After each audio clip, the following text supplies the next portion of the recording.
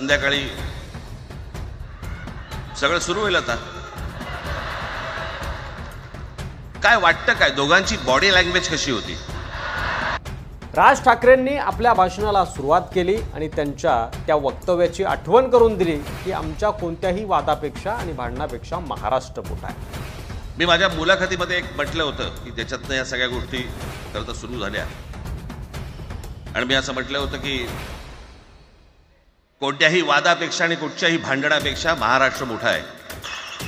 आज जवळपास 20 वर्षानंतर मी आणि उद्धव आम्ही एका व्यासपीठावरती आज येतो आहोत. 20 वर्षानंतर एकत्र येतोय हा विलक्षण क्षण खरं तर महाराष्ट्रासाठी सुद्धा अनेकांच्या डोळ्याचं पारणं फेडणारा होता. जे माननीय बाळासाहेबांना जमलं नाही, जे अनेकांना जमलं नाही, आम्हाला दोघांना एकत्र आणायचं, ते देवेंद्र फडणवीसला जमलं.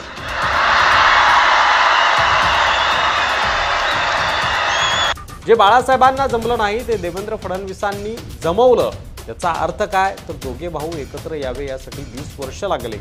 दोघे एकत्र आले म्हणजे काय ताकद निर्माण होते हे सगळ्यांना ठाऊक होतं आणि त्यामुळे दोघांनी एकत्र यावे असे प्रयत्न अनेकांनी केले, पण ते अनेकांना जमलं नाही. ते देवेंद्र फडणवीस यांना जमलं. त्यांच्या एका निर्णयाने ते जमवलं. त्याला उद्धव ठाकरेंनी देखील दुजोरा दिला. पण एक गोष्ट नक्की की आमच्या दोघांमध्ये जो काही अंतरपाठ होता तो अनाजी पंतांनी दूर केला.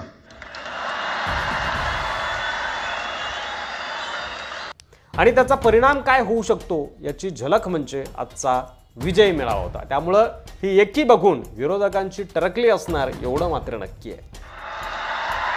कोणाची माय व्हॅली आहे त्यांनी महाराष्ट्राला हात घालून दाखवावं, मुंबईला हात घालून दाखवावं.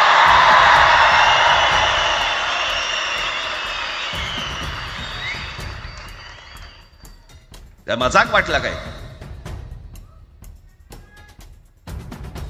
आम्ही शांत आहोत याचा अर्थ गांडू नाही आहोत.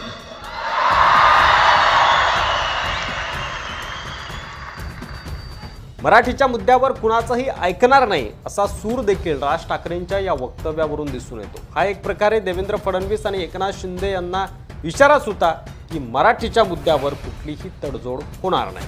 हे काका उठ, काय बघितलं माझ्याकडे? काय रे म्हटलं, नाही ती सगळे खाली जावडेकर वगैरे सगळी मंडळी आलेत. म्हटलं बरं मग नाही, ते म्हणतात ते मुख्यमंत्री पदाचा विषय झालाय म्हटलं ते मला काय झालं? ते म्हणाले सुरेशदादा जैन यांना मुख्यमंत्री पदासाठी दोन्ही जणांनी सांगितलं की करायचं म्हणून. असं माझ्याकडे बघितलं. त्यांना जाऊन सांग महाराष्ट्राचा मुख्यमंत्री मराठीच होईल, दुसरा कोणी होणार नाही. राज ठाकरेंनी एक मुख्यमंत्री पदाचा किस्सा देखील सांगितला की कशा प्रकारे बाळासाहेबांनी भाजपला ठणकावून सांगितलं की महाराष्ट्राचा मुख्यमंत्री मराठीच होईल. हे सांगत असताना कॅमेरा जास्त वेळ उद्धव ठाकरे यांच्यावर नव्हता, पण उद्धव ठाकरे त्यावेळी भाऊक बघायला मिळाले. कारण काय तर दोन्हीही बाबांना चांगलं ठाऊक आहे की ज्या भाजपला महाराष्ट्रात पाय ठेवायला दिला बाळासाहेब ठाकरे यांनी, त्यांच्या शिवसेनेची आज काय अवस्था या भाजपने करून ठेवली. आणि त्यामुळे कुठेतरी सर्व फ्लॅशबॅक क्षणात डोळ्यासमोरून गेला असेल, डोळ्यासमोर आला असेल आणि त्यामुळं उद्धव ठाकरे भाऊक बघायला मिळाले. सत्ता प्राप्ती, काही जण म्हणतात की यांचा मराठीचा नाही, महापालिकेचा आहे. अरे नुसता महापालिकेचा नाही तर आमच्या महाराष्ट्राचा आहे. आम्ही महाराष्ट्र सुद्धा काबीज करू. मराठीचा नाही तर ठाकरेंचा हा महापालिकेचा आहे असा आरोप विरोधक करतात असं उद्धव ठाकरे म्हणाले. त्याला अधोरेखित करत महापालिकेचाच नाही तर हा महाराष्ट्राचा देखील आहे, आम्ही महाराष्ट्र देखील काबीज करू. अर्थात महापालिकेच्या दृष्टीनं दोन्हीही भावांची चर्चा झालेली आहे आणि महापालिकेत दोन्ही भाऊ एकत्र दिसतील असे संकेत थोडक्यात उद्धव ठाकरे यांनी या वक्तव्यावरून दिलेत असं म्हणायला हरकत नाही. किती लाचारी करायची? म्हणजे तो पुष्प पिक्चर पाहिल्यात तुम्ही सगळ्यांनी, दाढीवरनं हात फिरवून झुकेगा नाही साला. तशी हे गद्दार म्हणतात उठेगा नाही साला, कुछ भी बोलो उठेगा ही नाही. अरे कसा उठणार? आहे का तुझ्याकडे उठण्यासारखं? म्हणजे विचार मी म्हणतोय.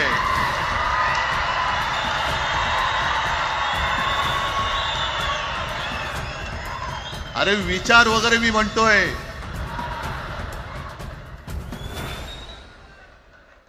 हिंदी भाषेच्या सक्तीला विरोध न करणारा बाळासाहेबांच्या विचाराचा पाईक असू शकेल? एकनाथ शिंदेंना देखील उद्धव ठाकरे यांनी आज सुनावलं, ते सुद्धा ठाकरे स्टाईलमध्ये. शिंदेंना हिंदी सक्तीचा विषय अडचणीचा जाणार हे अनेक राजकीय जाणकारांचं मत होतं आणि शिंदेंवर त्यांच्या भूमिकेवर प्रश्नचिन्ह उपस्थित राहतील याचा अंदाज देखील आपण आधीच लावलेला होता आपल्या व्हिडिओमध्ये. अगदी तसंच झालं. उद्धव ठाकरेंनी शिंदेंच्या भूमिकेवर बोट ठेवलं. हीच बाब मुंबईत शिंदेंना अडचणीची ठरू शकते. हीच बाब शिंदेंना मुंबईमध्ये अडचणीची ठरू शकते आणि मराठी माणूस शिंदेंपासून दुरावू शकतो. त्यामुळं त्यांना महापालिकेत मोठा फटका देखील बसण्याची शक्यता आहे. मराठीच्या मुद्द्यावर सर्व पक्षांनी एकत्र यावं अशी हाक देखील उद्धव ठाकरेंनी दिली. म्हणजे मराठीच्या मुद्द्यावर सर्व पक्षांची मोट बांधण्याची देखील ठाकरेंची योजना आहे असे संकेत देखील यातून स्पष्ट होतात. ही मराठीसाठीची एकजूट ही कायम राहावी. एकत्र आलोयत एकत्र राहण्यासाठी. आता मराठीसाठीची ही एकजूट कायम राहावी अशी अपेक्षा राज ठाकरेंनी व्यक्त केली. त्याला उद्धव ठाकरेंनी देखील प्रतिसाद दिला आणि आम्ही एकत्र आलो आहोत ते एकत्र राहण्यासाठी असं उद्धव ठाकरे म्हणाले. तर हे होते राज आणि उद्धव ठाकरे यांच्या भाषणातील ठळक मुद्दे आणि त्याचा थोडक्यात अर्थ. यावर तुम्हाला काय वाटतंय तुमचं मत कमेंट बॉक्समध्ये लिहायला विसरू नका. व्हिडिओ आवडला असेल तर जास्तीत जास्त शेअर करा आणि मराठी मंडळीवर नवीन असाल अद्याप सबस्क्राईब केलं नसेल तर लगेच सबस्क्राईब करा. पुन्हा भेटू पुढच्या व्हिडिओमध्ये. तोपर्यंत रजा घेतो. धन्यवाद. जय महाराष्ट्र.